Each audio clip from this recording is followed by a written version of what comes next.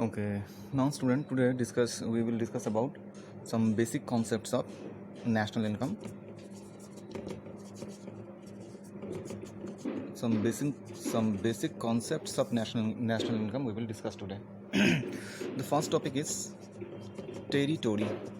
Okay, first concept is territory. Territory means economic territory. Here we talk about economic territory, not geographical territory. It will be economic territory. Okay, so what is our economic territory?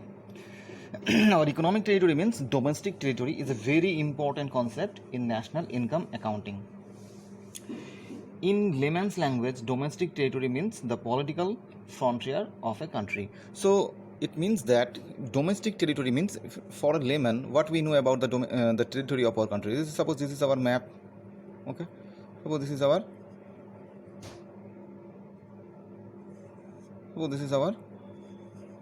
map.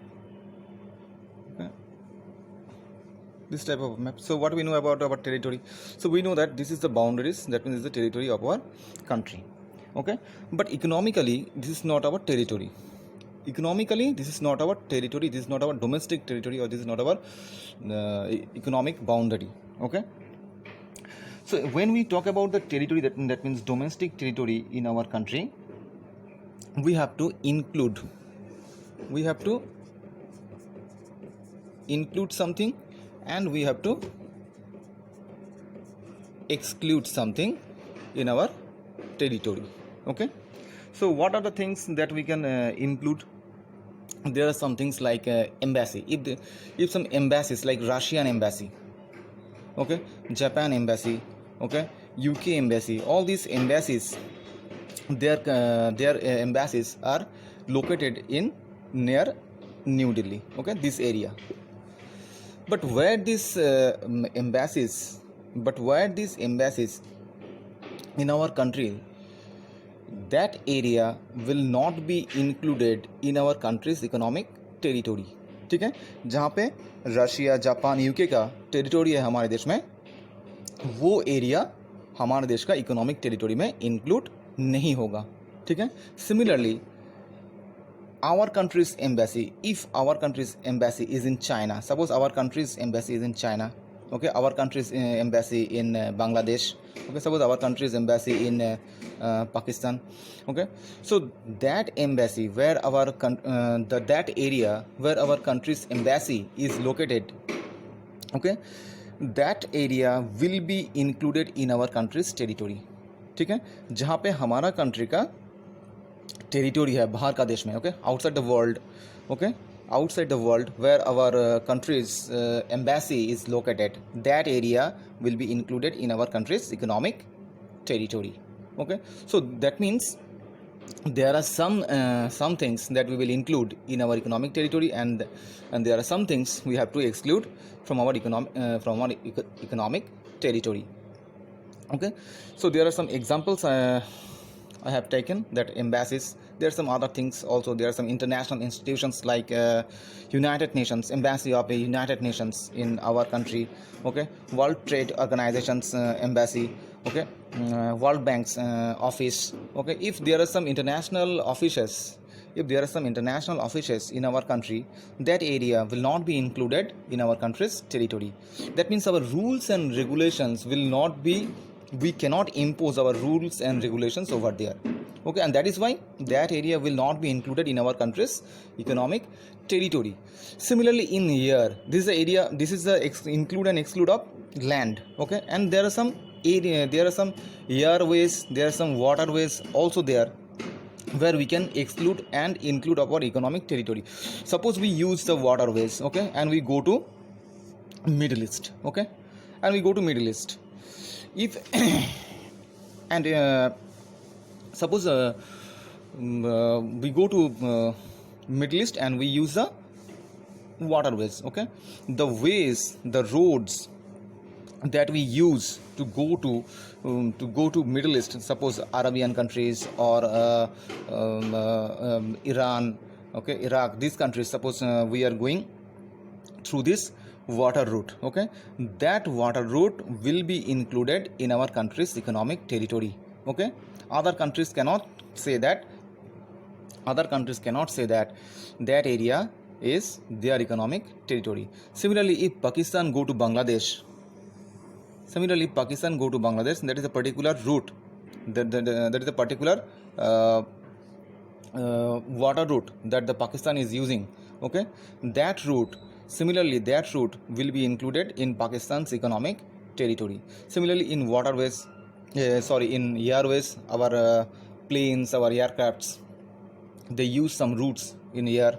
Okay, that routes also be included in our country's economic territory. Suppose we are going to Russia.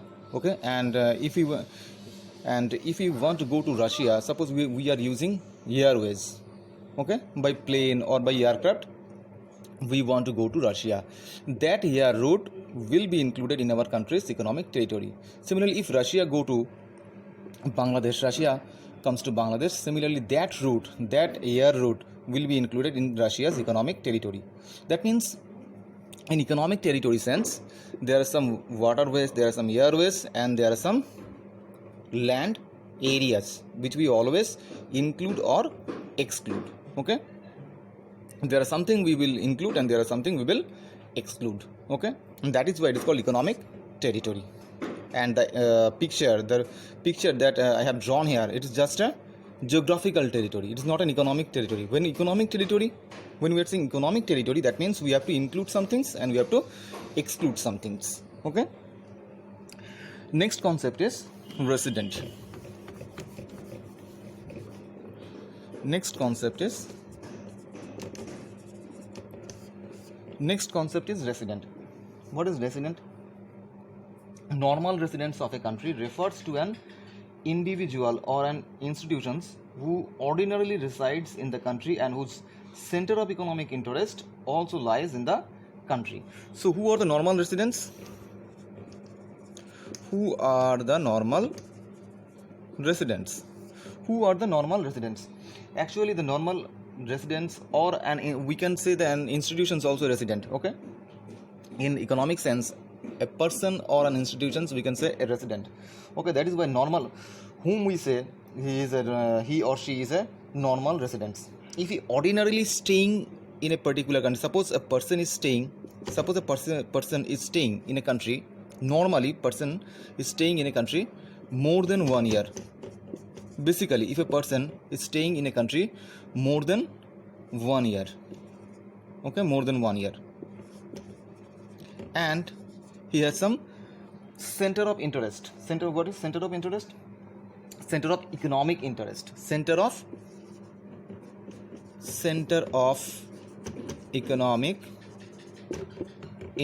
economic interest means he has come to our country for the purpose of business, either for the purpose of business or for investment, okay, like this, or for earning income. This is called center of economic interest. That means किसी भी आदमी को हम लोग normal resident कब बोल सकते हैं? If he is staying in our country more than 1 year. These are the basic rules. Okay, the basic rules. More than 1 year, he is staying in our country more than 1 year. He or she staying in our country more than 1 year, and he or she has some basic center of economic interest. Basic center of economic interest means he or she has come to our country either for a business purpose or for investment or to earn income. ठीक है, business करने के लिए आए हैं, या आपका investment करने के लिए आए हैं, या आपका इनकम अर्न करने के लिए आए हैं. ठीक है, अर्निंग, स्पेंडिंग और एक्यूमुलेशंस. ओके, ये सब अगर करने के लिए आ रहे हैं, that means they are normal residents. Suppose a person has come from Bangladesh. Okay, he wants to visit Taj Mahal. And after that he will get back to Bangladesh. Okay, then we will not consider that person as a resident. Why? Because the center of interest is not economic center of interest. Okay, he is not staying in our country more than 1 year. एक आदमी हमारे देश में आ रहा है बांग्लादेश से, वो ना 1 साल रहा है, ना उसे कोई बिजनेस मोटिव है. ठीक है, ना उसे कोई बिजनेस मोटिव है. तो ऐसे पर्सन जो सिर्फ विजिट करने के लिए आ रहे हैं, उसको हम लोग नॉर्मल रेसिडेंट या रेसिडेंट नहीं कहेंगे. उसका एटलीस्ट 2 कंडीशंस फुलफिल होना पड़ेगा. First is more than 1 year and the second is centre of economic interest. ठीक है, तो फॉरेन टूरिस्ट, फॉरेन विजिटर्स, ठीक है, foreign tourists, foreign visitors, foreign staffs, they will not be included in normal residents. Foreign tourist आ रहा है, foreign visitors आ रहा है, ठीक है, they will not be included in our country's normal residents, ठीक है. Next concept is citizen. Next concept is citizenship, or we can say citizen, ठीक है.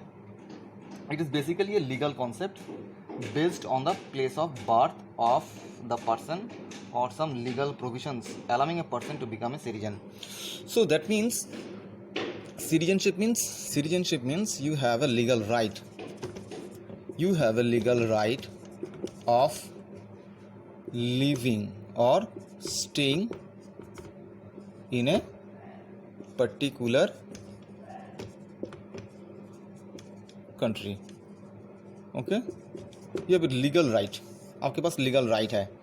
So what is your legal right? Your legal right is voter card. ठीक है. In America, in US, America, you have there people have green card. So these are the legal rights, like voter card, Aadhaar card. These are the legal rights. So if you have the legal rights, of staying in a particular country, that means you are the citizen of that particular country. अगर आपके पास legal rights हैं, आपके पास कोई documents हैं, ठीक है, legal rights हैं, तो आप उस देश का सिटीजन कहलाएंगे, ठीक है. So legal rights means you have some documents that you are a citizen of that country, ठीक है. That means by birth you have a citizen of that country. So in our country there are two conditions of a citizen of India. Either you are born in our country, either you born, if you born in our country, either you born in our country, okay, then you will be considered as a citizen of our country, or you can apply if you are a person from outside of India. If you are a person of outside of India, then you can apply for the citizenship of our country, okay, for the citizenship of our country you can apply. आप apply कर सकते हैं for getting the citizenship of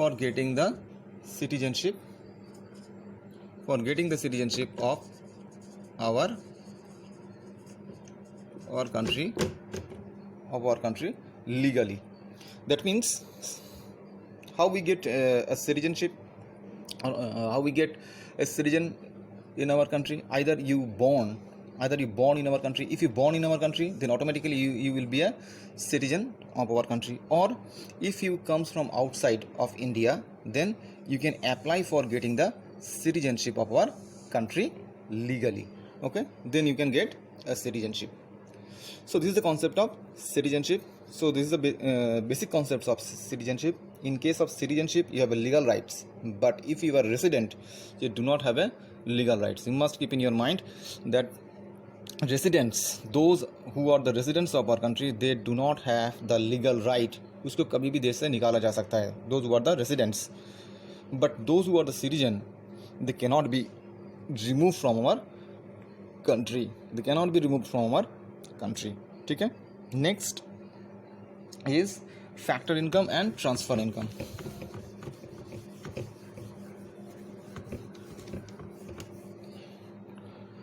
Next is factor income. Okay, there are two types of income. Basically, there are factor income. What are the factors? We know that factors are basically land, labor, capital, and entrepreneur. ठीक है? An entrepreneur. There are the four factors.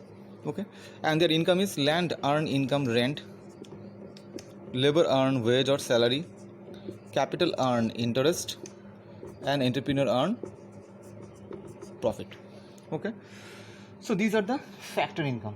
These are the factor income. So that means factor income refers to income received by factors of production, received by factors of production for rendering factor service. That means यहाँ पे जो ये veg rent interest profit के बोला जा रहा है, they get rent, they get wage, they get interest, they get profit. Why? Because they are giving और rendering services. Okay, they are giving services when in the production process. In the production process, these factors are rendering or giving services. Okay, that is why this income is called a factor income. ठीक है? And this income, only this income will be included in the national income. Okay, we can include only the factor income. When we estimate national income, we can include only the factor income in our country's national income accounting. ठीक है? Next is transfer income. What is transfer income? Transfer income is those type of income which we are not giving or rendering any services. Okay, without rendering. Transfer income refers to that type of income which we get without giving any productive service. Transfer income means that type of income which we get without giving any productive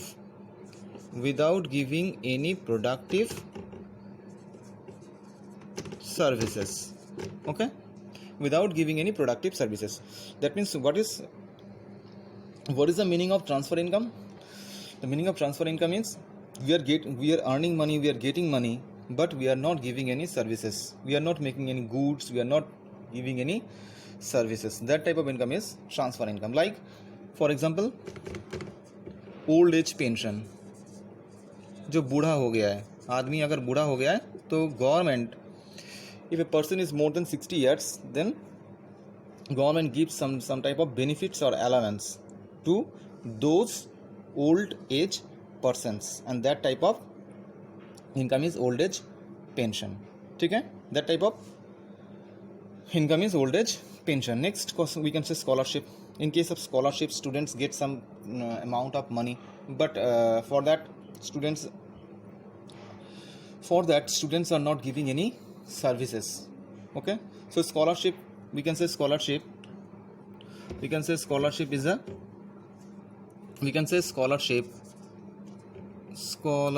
a example of, scholarship is an example of transfer income. Suppose आप किसी आदमी को help कर रहे हैं 5,000 6,000 रुपया दे के, that is also a transfer income. आप किसी भिखारी को 10 रुपये दे रहे हैं, 100 रुपये दे रहे हैं, that is also a transfer income. Why? Because in this case the person is earning money or earning income without giving any services. Suppose I donate 5,000 rupees in a temple. Okay, that is also a transfer income. So there are two types of income. One is factor income and another is transfer income. So only factor income we include in case of national income accounting, but we never take the value of transfer income when we estimate national income. So transfer income will not be included when we are estimating national income. Okay, only the factor income we can include in the estimation of national income. Okay, so factor income means when the factors giving services, in return they get some amount of money or income. ठीक है? Factor income means factors जो income earn कर रहा है उसको हम लोग बोल रहे हैं factor income. Basically there are 4 factors we know: land, labor, capital, independence. Okay, they are earning income, rent, wages, interest, profits, and these are the incomes we say factor incomes. Because they are giving services in the production process, ठीक है। But in case of transfer income कोई यहाँ पे service नहीं दिया जा रहा है प्रोडक्शन पर्पस में, ठीक है। So transfer is a kind of aid बोल सकते हो, हेल्प बोल सकते हो, डोनेशन बोल सकते हो, ठीक है। Is a transfer income and transfer income if it is a transfer income it will never be included in the estimation of national income. कभी भी इसका वैल्यू हम लोग नेशनल इनकम में इंक्लूड नहीं करेंगे, ठीक है। So in the next video we will discuss about the next topic of national income.